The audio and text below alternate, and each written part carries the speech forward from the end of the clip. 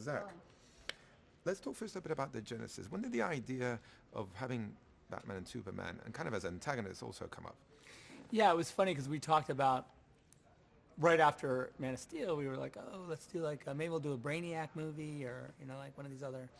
And I was like, do we really want to do another like alien invasion? It's just like a teeny bit. And then as we were talking about it, we talked about like, oh, maybe we'll do it. And then at the end of the movie, you'd see like Bruce Wayne like getting this like shipment of kryptonite in the last scene, right? That was like how it started, the conversation. And I was like, well, that's cool.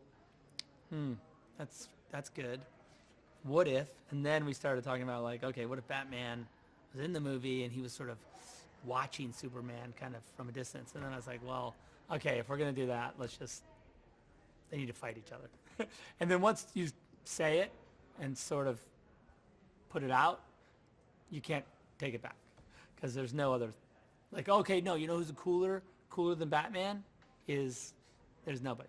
So that's kind of how it started. And then once we had Batman in the movie, we knew, I kind of pretty much knew if the universe could support a Superman and Batman, then it could support the rest of the Justice League. But for a fan like you, I mean, what was it like to have three of the most iconic superheroes and two of the most iconic villains in the same movie? Yeah, I guess it's a dream come true. It's like in a weird way, even just in the camera test, when I was just like look at the three of them, I was like, this is right. It felt right. Because there was, I think after doing Watchmen, and sort of dealing in that big sort of metaphors, with those big icons, even though they're like, to the rest of the world, maybe those guys, Night Owl or Dr. Manhattan, aren't as famous as Batman, Superman, and Wonder Woman. To me, because I love that book so much, they are.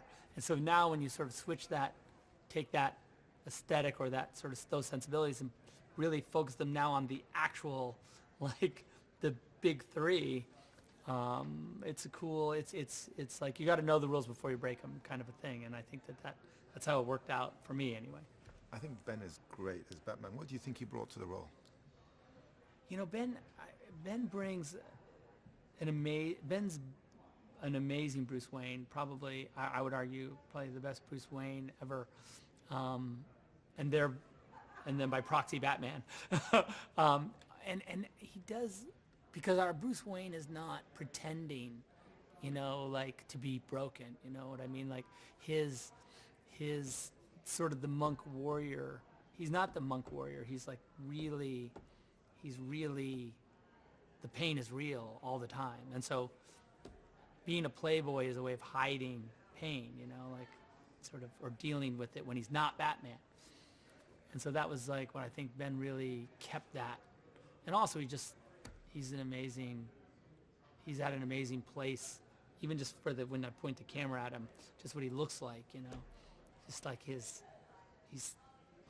a big movie star finally, in like that kind of confident way that you don't have to try, just charisma, and it's all like immediate. And Jesse Eisenberg of Lex Luthor, that's great. And that was your idea. Yeah, and Jesse, I met with Jesse for something else, and then for another part in the movie, and we just talked, and then when he left, I was like, maybe Jesse's Lex Luthor, like maybe Jesse is Lex, because he's like a modern Lex, he becomes even more diabolical in some ways, because I love the one thing that Jesse does, I think that's really interesting, is like when you meet Lex for the first time, you're like, oh, he's a little bit of a joke, he's kind of campy and not really that serious, and I'm not as sure what he's up to. But then by the end, you realize like he's like deeply philosophical and like an incredible manipulator, and like the whole, just the power that he has is it's cool. I really like what he did. And you're introducing Wonder Woman. I thought Gal also did a great job there.